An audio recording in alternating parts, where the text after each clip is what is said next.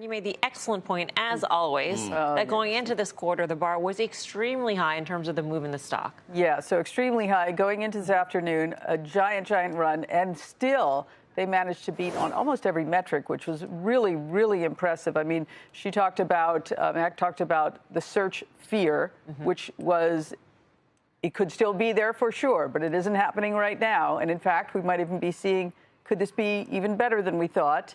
So there's that, which is huge, which obviously drives most of the business. Then you had some good numbers from YouTube. We had, well, the cloud also, that was very good. Yep. And there's still a lot of momentum that is not in this quarter.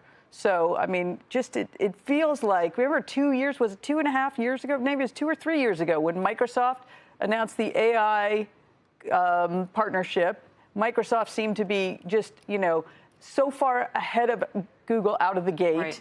And that was the way it was for a while. Now things seem to really feel like they're changing somewhat. Yeah. And so some excellent momentum here. It's still not expensive here.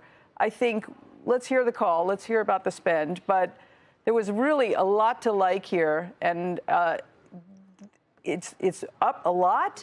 But still, if you think about where they are in their evolution and where they are, the momentum that they seem to be having and the multiple that it trades at, all of that is pretty good here. So that existential threat to the core business of search seems to be at least put to the side at this point, right? And the gap between it and ChatGPT seems to be narrowing as well, which is also the concern. And don't forget also about their chip deal. And their chip deal, yeah. But here's the thing. They're two very different businesses, right? So Microsoft accrued all that market cap. They had that deal with OpenAI out of the get-go. They have an ownership stake of it. They just saw that transfer. And so now it's, I think, valued at $135 billion or something like that, which is great for Microsoft. But Microsoft deal with OpenAI was really to leverage off Azure, to put their models on there and then create product across their suite of services to upsell enterprise clients. What's going on with Google and Gemini is very different. So 2 years ago, when they launched Bard, which was the predecessor of Gemini, it was just a disaster. The rollout was horrible. And I think a lot of investors were like, listen, these guys are only going to cannibalize this amazing business, which is, you know,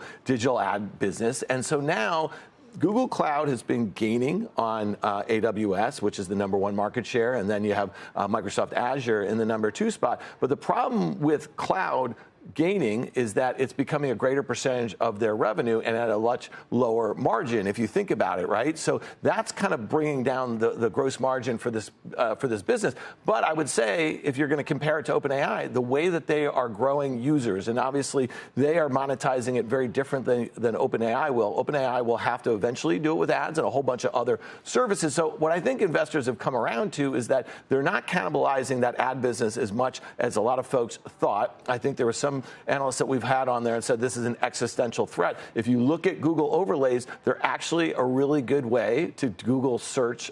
So a lot of good things going on there. I'm not sure you run after it. I think Karen's point is that, you know, it trades at a multiple. It's pretty reasonable. I think if you're looking at that versus Meta right now, they trade at similar multiples. And I think what Google has going on is far better, in my opinion, than what Meta has going on.